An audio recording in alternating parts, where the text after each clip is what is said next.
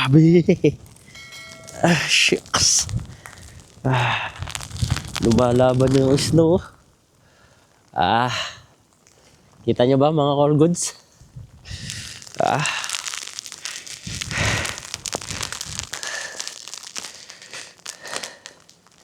It's 8:25 evening mga call goods.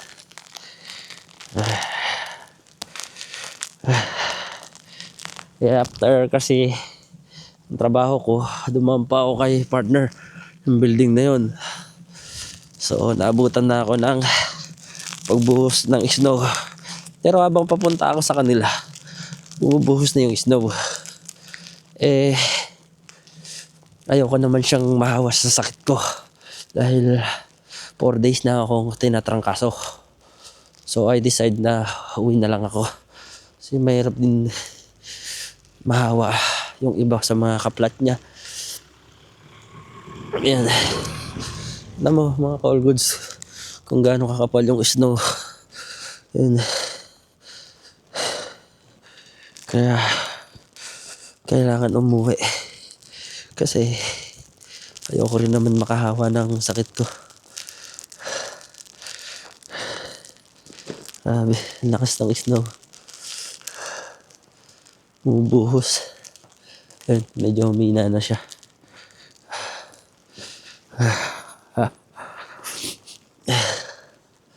Makita niyo mga call goods, diba? Kapal na, no? Baka natin. Diba? 2 dangkal. Yung kapal ng snow, 2 dangkal. Magdamag pa yan. 90% kasi mag-i-snow. Kaya kailangan maging matatag, lalo na pag gantong snow season. Nagbibideo sila.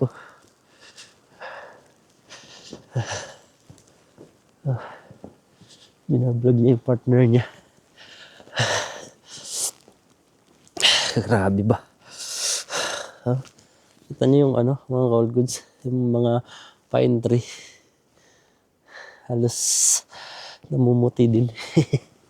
Dahil sa malakas na pagbuhos ng snow. Kita niyo yung mga sasakyan, mga call goods, no? Ito ang kagandahan pag nag-i-snow, yung as in yung namumuti yung mga kapaligiran niya, mga call goods. Yun. Dahil sa white na snow, maliwanag na siya. Akala mo summer na, no? Kasi maliwanag, 8:00 pa lang. 8:00 ng gabi.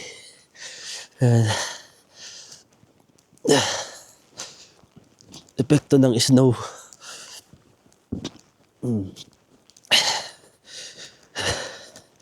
Kaysa naman magreklamo tayo na malamig, enjoy. Yan. Mahirap naman yung nasa malamig na lugar ka tapos magreklamo ka malamig. Malamang nasa malamig na lugar tayo, kaya kaysa magreklamo, enjoy natin mga call goods. Ito, imagine yung mga call goods kung sa sahig yan. Ito siya, kita nyo mga call goods kung gaano kataas yan. Ito yung kamay ko, lubog natin. Di ba? Ito yun. Lubog na lubog. Di ba? 2 dangkal yan. Masakit sa kamay.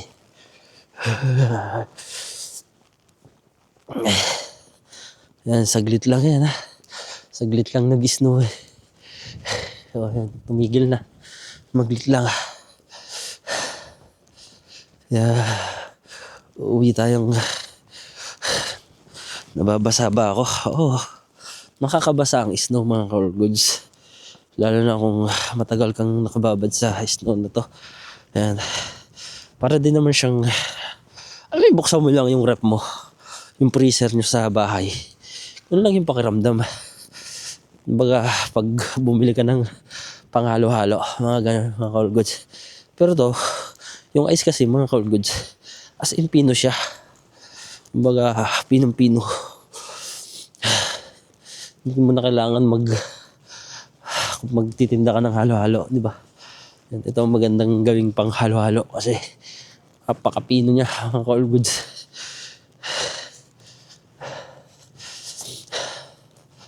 Ayan. Sa paglalakad naman mga ka-all goods, kita nyo mga ka-all goods, naglalakad ako, di ba?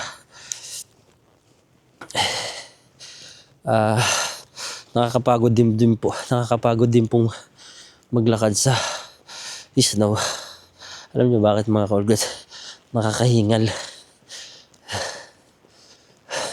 Para ka rin umaapak sa buhangin. Yan. Nakakahingal siya, nakakapagod sa paa. Kaya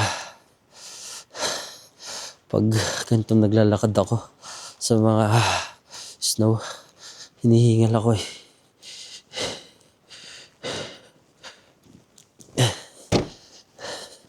Kasi yung snow, nakakalubog siya ng sapatos. Bumabaon yung paa mo sa snow. Imagine mo yan, pag naglakad kang ganun tapos babaon yung paa mo, diba? Ang hirap hugutin. Kaya hinihingal ako pag lalakad ako sa snow. Tapos sasabayan pa ng katawan kong mataba.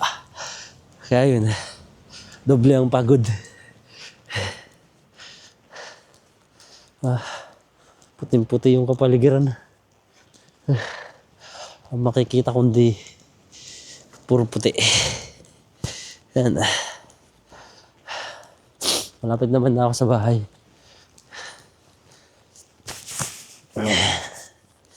Binidyo ko lang tong nilalakaran ko para remembrance ba. Kasi minsan nakang snow eh yung mangyari na may mga natabunan ng mga laman. Matibay itong pine tree sa lamig talaga, binidyo ko pa. Yan, remembrance ba? Kasi once in a year lang naman ang snow dito sa Poland eh. Pero last year kasi mga ka-all goods, walang ganong snow. Unlike ngayon na kahit nasabihin mo ng January, grabe ang snow. Last year kasi mga ka-all goods, last January, last year, wala po talaga masyadong snow talaga. Hindi yung buhos na makapal. Ito, makapal talaga siya.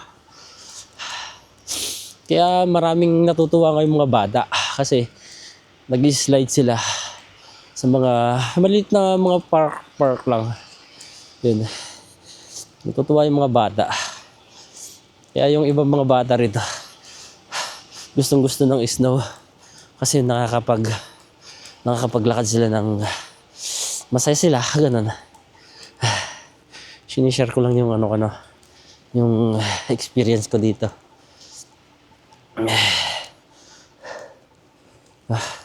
Kahit din ako na-amaze talaga ako sa snow mga ka-all goods eh. Imagine mo yan mga ka-all goods, puting-puti yung kapaligiran. Oops, tawid na tayo. Okay.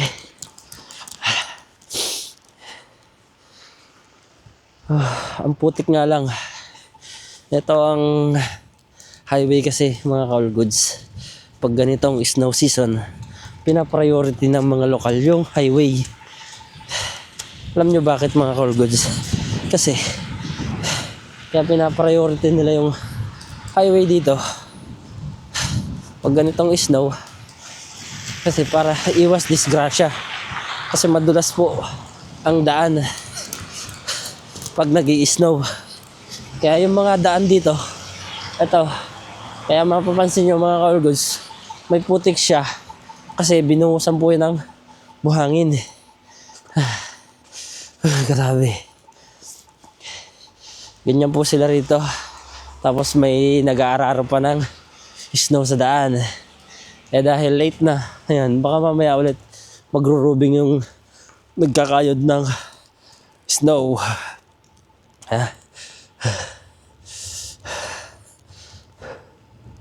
Grabe. Ang saya. Kung sa Middle East, may sunstorm ng buhangin. Dito, may sunstorm ng ice. Snow. Ayan. Nag-i-snow din naman sa Saudi yung matataas na lugar. Like, sa na nga yun? Sa Taif. Yun. Nag-i-snow din dun Kasi may mga tropa tayo sa Taif dati. Muntik pa nga ako ma-assign sa Taif dati. Buti hindi ako napunta ng Taif. Hindi bundok. Ayun na. Malapit na ako sa accommodation ko. Ilang minuto din yung lakad ko. 10 minutes na. Mag-11 minutes na. Ayan. Binidyo ko lang yung paglalakad ko. Para may memorable. Nasa lubong pa tayo. O yan. May mga lasing. Yan. May mga lasing doon.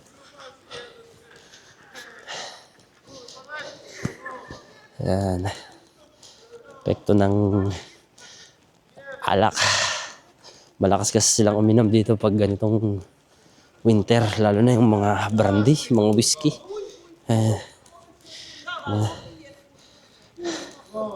Okay, huwag na natin silang i-video. At least nahagip naman sila ng camera, mga call goods.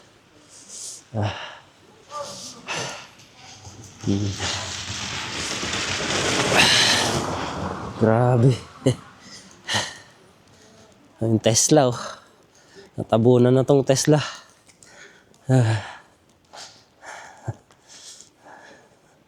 Tesla yan, mga call goods.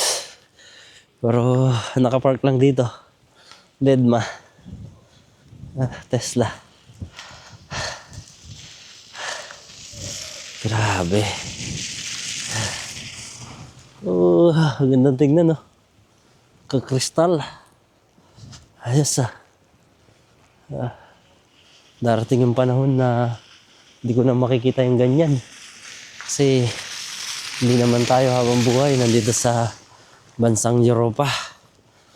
Kaya habang nandito tayo sa Poland, sa Europe, gumawa tayo ng magandang memory.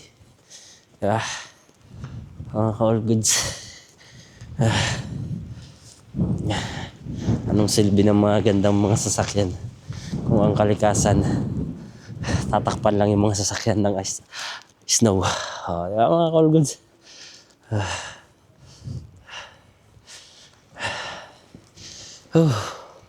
Sapit na rin ako sa bahay, mga all goods. Malamig lang sa kamay, pero okay na rin. At least nakaka-experience tayo ng ganito. Hindi tayo makakwentuhan at dating ng araw. Ano yung tawiran dito? Dito yung tawiran. Grabe. Lakas. Lakas Ano yan?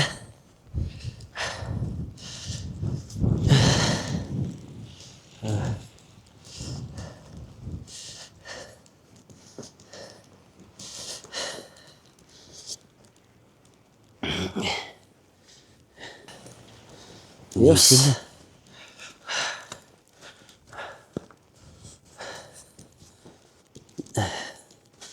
Grabe, putik ng ganito ang ginagawa ng mga tao rito, mga call goods. Pag napupuno na ng ice yung mga sapatos nila, katulad ko, puno na ng ice yung sapatos ko, di ba? Pinapagpag lang ng ganun ng mga call goods. Yan. Kasi may halong buhangin na yan So, para makalis sa bigat ng sapatos, yan, pinapagpag lang. Yan. Hindi po boots yung suot ko, ordinaryong sneakers lang, pero kahit pa paano makapal yung pangilalim niya. Yan. Ganyan lang ginagawa ng mga tao rito. pinapagpag lang sapatos para hindi masyadong kumapal yung putik at saka ice. Okay na. Lapit na ako mga kalgods. Hiningal ako dun ah. Ay, grabe. Taba-ching-ching na kasi. Lakas kasi sa kanin eh. Tababoy. Hindi kasi may umasang kumain eh. Lalo na alam nyo mga kalgods, kung pagod ka sa trabaho, tapos kailangan mo ng lakas. Diba? Siyempre, kailangan natin ng carbs para hindi tayo manghina. Nag-diet program din naman ako dati nung nasa Saudi ako. Pero dito, hindi ko makontrol kumain eh. Lalo na pag ganitong malamig. Sarap kumain mga kalgods. Lalo na may mga sabaw-sabaw. Pag ganito kasi malamig mga kalgods, masarap yung may mga pagkain may sabaw. Sopas, nilaga, sinigang,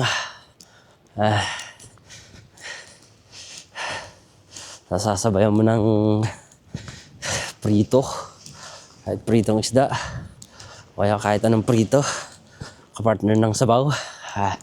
Diba? Tapos may mainit na kanin. Siyempre, makokontrol ba yung diet mo pag gano'n? Siyempre hindi, di ba mga kalgods? Kaya ito lumulobo eh. Hindi ko lang naisasama yun sa mga vlog ko.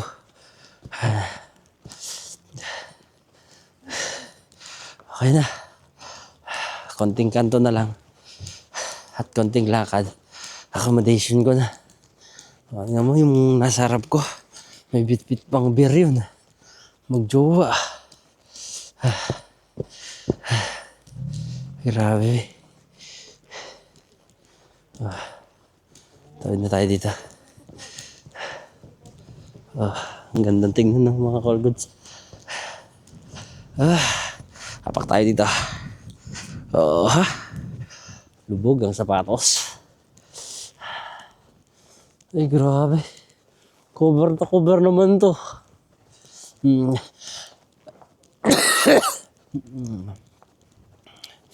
Okay na, mga kalgods. Hanggang dito na lang muna.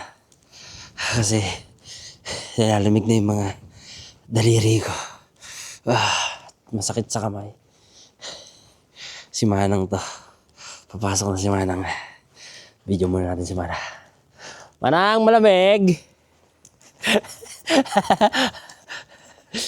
Sabi ko na nga ba si Manang eh. Galing ako kila M eh. Ang layo ng bahay nila eh. Kaya after work, dumamba ako dun.